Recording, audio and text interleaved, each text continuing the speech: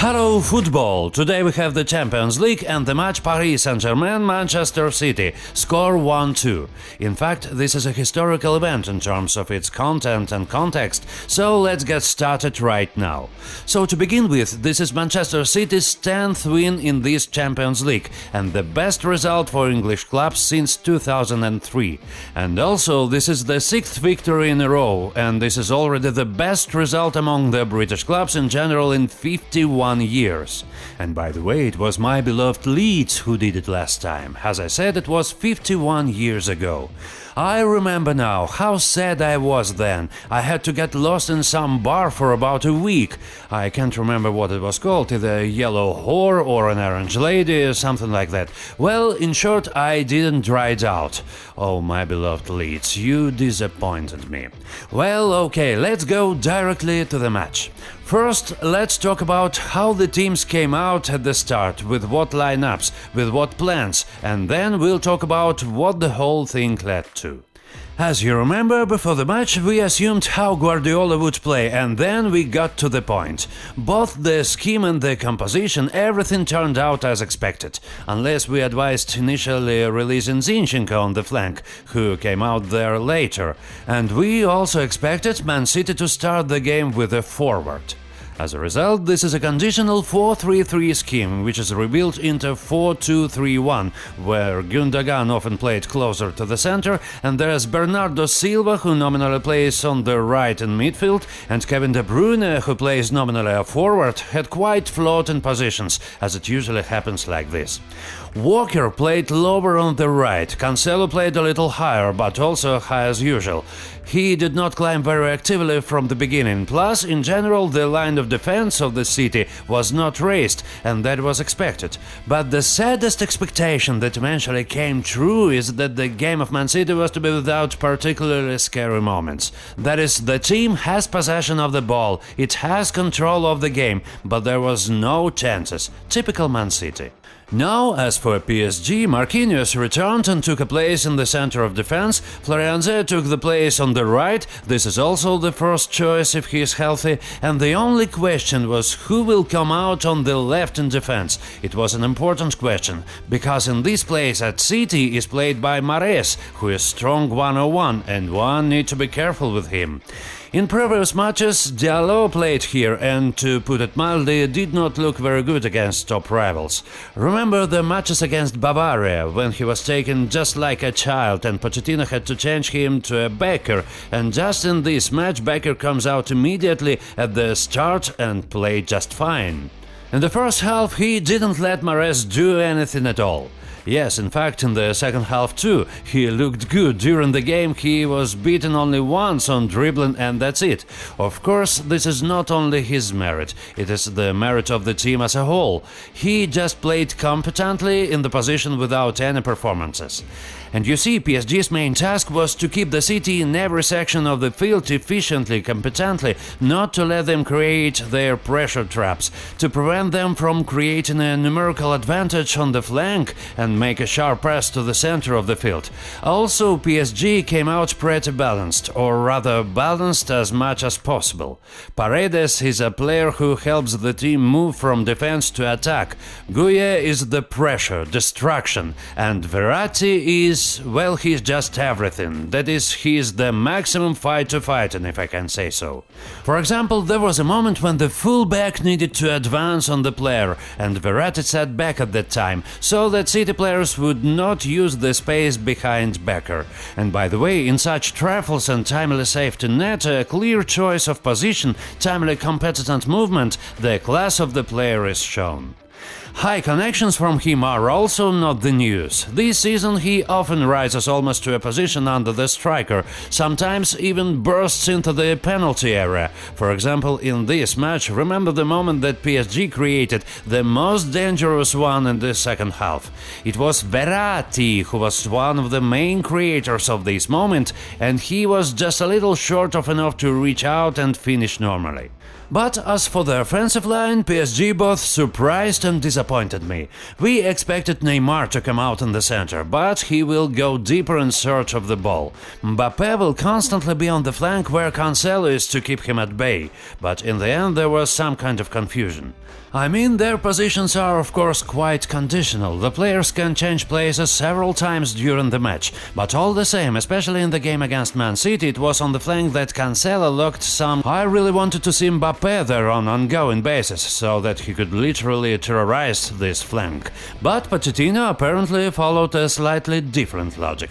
He decided that if Mbappe was constantly on the flank, then there would be no opportunity and there would be no space for both Di Maria and Florenzi to rise higher at the same time. Perhaps I could of course be wrong, but I didn't have enough to see Mbappe on a permanent basis on the flank, personally to me.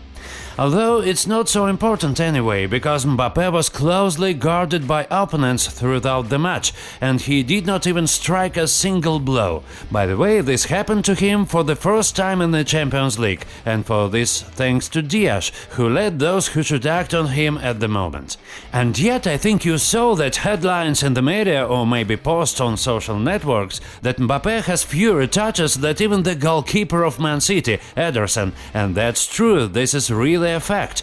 And of course this is a praise for Man City, because if the last round they neutralized Holland the same way, this time they neutralized Mbappe, well done, good. But on the other hand, Mbappe made about the same number of touches in the match against Bavaria, but for some reason it did not become a hindrance to his team to bury them.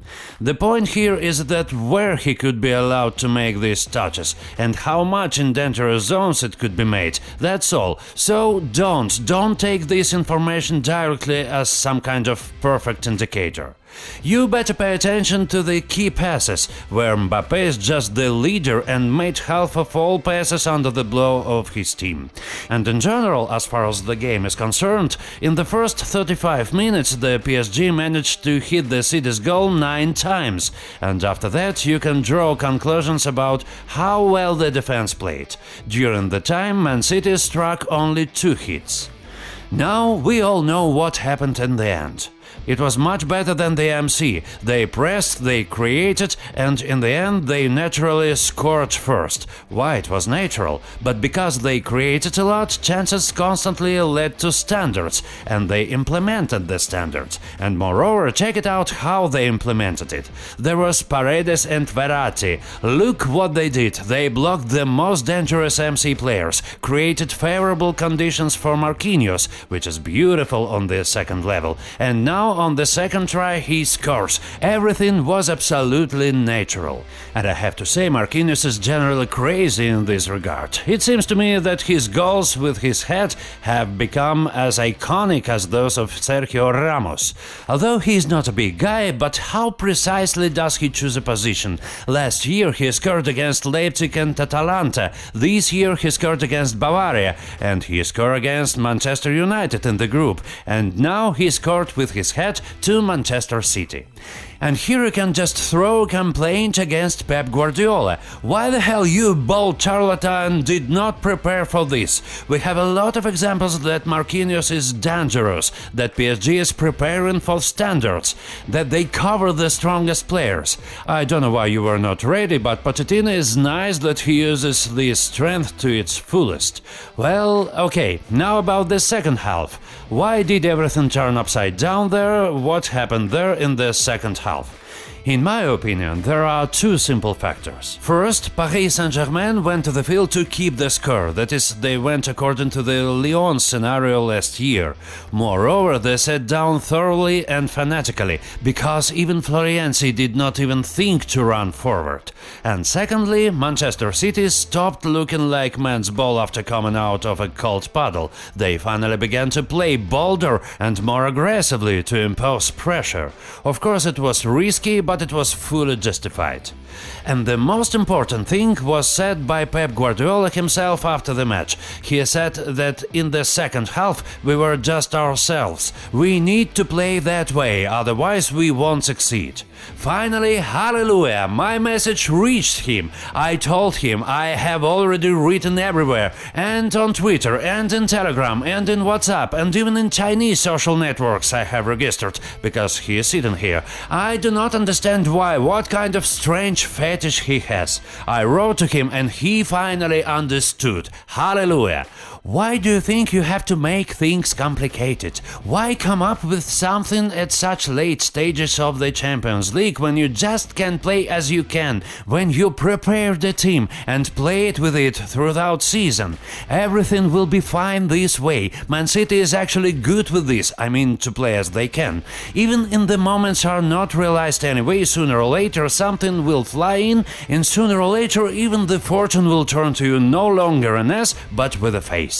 And what exactly happened to them? What specific changes were made?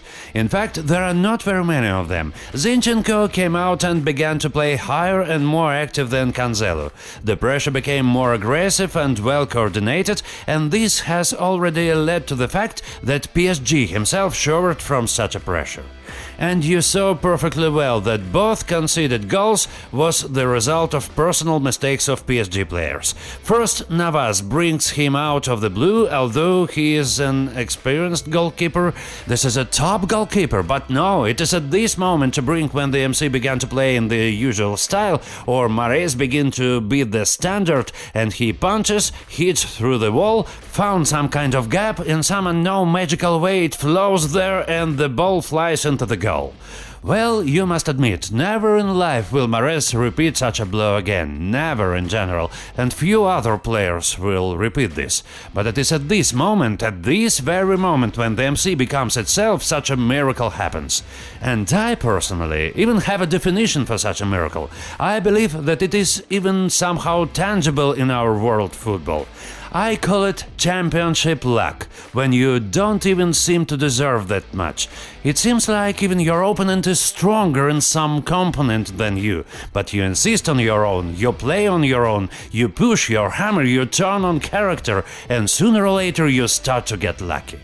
It doesn't matter if it's the distance of the season in some championship or a separate match at the late stage of the Champions League. It doesn't matter. The main thing is that it happens and it is tangible. Last season, when Liverpool became the champion, it happened at a distance. Remember this, it's directly tangible. Well, they cannot win a middle opponent, they cannot squeeze him out, but they still win. But they still win. They literally gnaw it out, and finally, the Man City, this very championship luck poured out, and Pep Guardiola has long deserved it with his team, and not in the Premier League, but in the Champions League. So, what do we get in the end? For several games in a row, Man City is just playing their football and waiting for mistakes, and most importantly, it brings results. That is why I said that this whole thing is tangible. The main thing is to continue in the same spirit in the return match, and we are waiting for you all in the final. On this, my friends, my powers ended. Hope you enjoyed it. Ring all kinds of bells. Bye!